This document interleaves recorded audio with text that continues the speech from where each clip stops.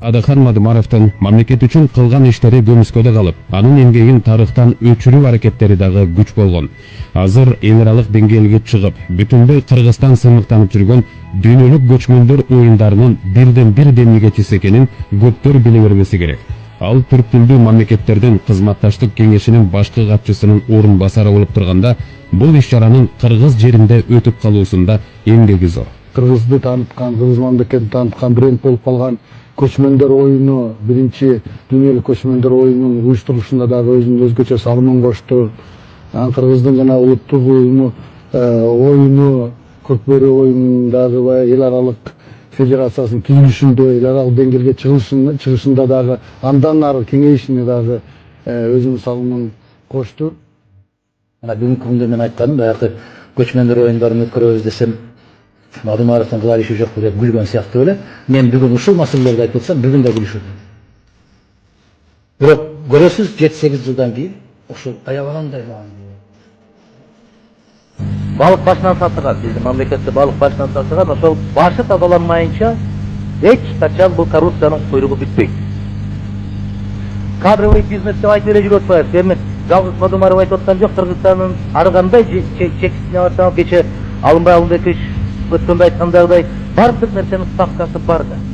Базардын ставкасы бар, дүкөндүн ставкасы бар, лицензиянын ставкасы бар, кызматтын ставкасы бар, акимдердин ставкасы бар. Мен кече айтсам, андай маалыматым жок экен деп атасыз. Биз чыгылдап менен кийинки бала чаканы ойлошубуз керек. Эмне алып калып атабыз? Бир кирпичтен түзген бүт короо сарайлардын баарын кальцияга алып коебуз. Менчиктештирүү болуп калса ушул жакшы болот бизге. Анан гүлдөп өсөк деп олтуруп менчиктештирип, тыйынга менчиктештирип олтуруп, анан бүт баарын салып калат, кирпичин кирпичтей, шифирин шифирдей сатып, ошол жерде жыргап жатып калып. Мына ошону докем сурап атат кандай эле деп. СССРдин скелети деп айтам мен ошону. Бүт короо сарайлар аны да жеп жулуп жок болуш керек эле, бирок бетон болгон үчүн туруп калды. Аны да чагып ичиндеги зымын алчы Кытайга сатып атабыз. Металл болуп. Калппы, жалганбы? Же Кыргызстанда болбой атабы мындай көрүнүштү? Болуп атат. Демек кеп бийликте эмес экен. Кеп элде экен. Мына ата-энелер Актала районунда ким көчүрүп качты? Парламенттик шайлоодо, президенттик шайлоодо ким көчүрүп качты? Баарыңар билесиңер. Эмне үчүн? Баракелде, мына акча берди. Жээнбеков мынчадан берип атат, Бабанов мынчадан берип атат. Чурка, бөл. Силерди бөлүп деле койсо керек, Сен баарын бир жака чуркап алып, эмне болбогула, бөлүнүп барып акча тап. Жогорку таанышым керек дагы. Эч бир кишиге жагайын деген оюмда жок. Мындай бир аракетимде жок. Баары эч качан эч кимге жакпайсың баары. Ошон үчүн өзүң менен өзүң болгонуңдан өткөн. Бирок саясатта бул мүмкүнбү, саясат? Ошол жана шайлоолор кымбат болуп баратат дегенде, үчүнчү дүйнөдөн биринчи дүйнөдө деген Ли Куан Юнун китеби бар. Ошондо Ли Куан Ю айтып атат. Сарыжан жигит Праматовага айтчылы. Кыргызга кыргызча сүйлөсөм эле ишенбейт дагы. Ошону эле орусча айтсаң, ой, акыл берген экен Кудай деп калат деп. Орусчам да кыргыздын, анын сезим орусчам болуп. Мына ошол Ли Куан Ю айтып атат, Мадымаров эмес. Ли Куан Ю айтып атат. Шайлоо канчалык кымбат болсо дейт, мамлекетте кымбат болсо дейт, ошончолук коррупцияга жол ачылат деп атат. Ой, Кудай берген экен акылды. Ли Куан Ю айтып атат. Кыргыздын шайлоосу бүгүн болуп карап көргүлө. СДПК канча акча коротту, республика канча акча коротту, Кыргызстан канча коротту, өлүгү канча коротту. Бизде айттым эле, бир энеден, бир атадан туылган 3 партияны алып келатат деп. Көзүңөрдү ачкылайлы баягы кыргыздар деп. Күнөө баарыбызда бар. Неге? Мына ошол бийлик тараптагы эмес, бийлик менен каршы күрөшүп тургандарда идроп баштарын бириктире албай болгон шордо кыргызбыз биз. Ары бири коктолоттон көчкөр чыгарган кыргызбыз биз. Эл билимдикте болуш керек эле.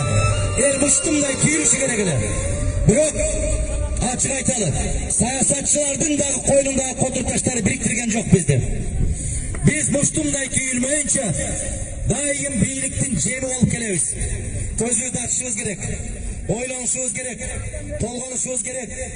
Мына ушул канчалаган акча менен сатып алган жогорку кеңеш, мен сиздерге айтайын, эч качан кыргыз кызыкчылыгына кызмат кылбайт.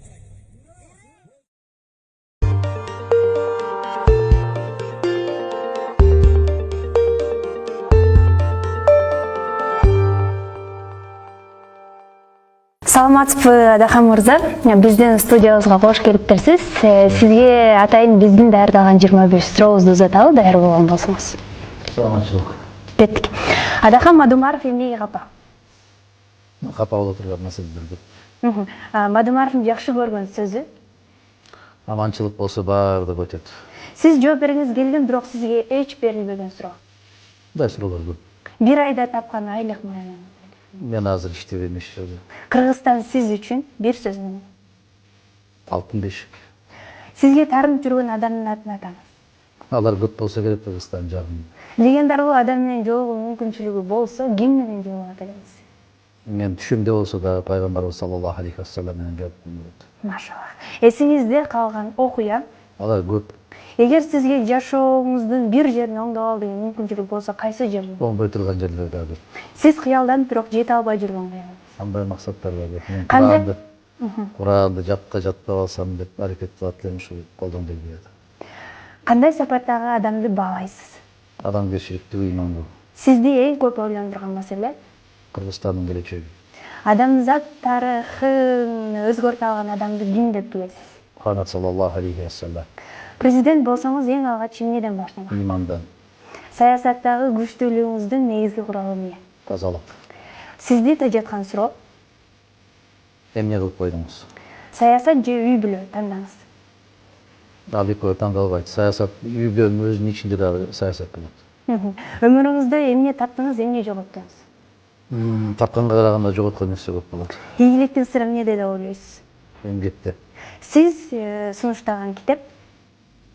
Пайгамбарыбыз саллаллаху алейхи вассалам Мухаммад деген жаңы чыккан өмүр бою. Жубайыңыздын сизге жаккан сапаты? Көп. Мен сени сүйөм деген сөз улаңыз. Мен сени сүйөм, себеп мен жараткандыгына чын жүрөгүмдөн катты сүйөм деп айта алам. Себеп ошо макулуктардын арасында пенде кылып, пенденин арасында мусулман кылып жаратып койгон үчүн чексиз сүйүү. Эмнеге өкүнөсүз? Көп нерсе. Адахан деген ысымдын мааниси? Бул арабчадан которулат, көпчүлүк эле кыргыздардын аттарынын баары арабчадан. Ада деген тазалык, хан деген падыша, тазалыктын падышасы. Саясатчы болуу үчүн эң негизги сапат? Чыдамкайлык. Ушундан менен 25 сурообуз соңуна чыкты. Адахан мырза, сизге терең ыраазычылык билдиребиз. Ушундай убактыңызды бизге бөлүп келгениңиз үчүн. Сиздерге да ийгилик. Биздин суроолорубуз жакты деп ойлойбуз. Кенеңдер жооп бере турганда айтып берейин.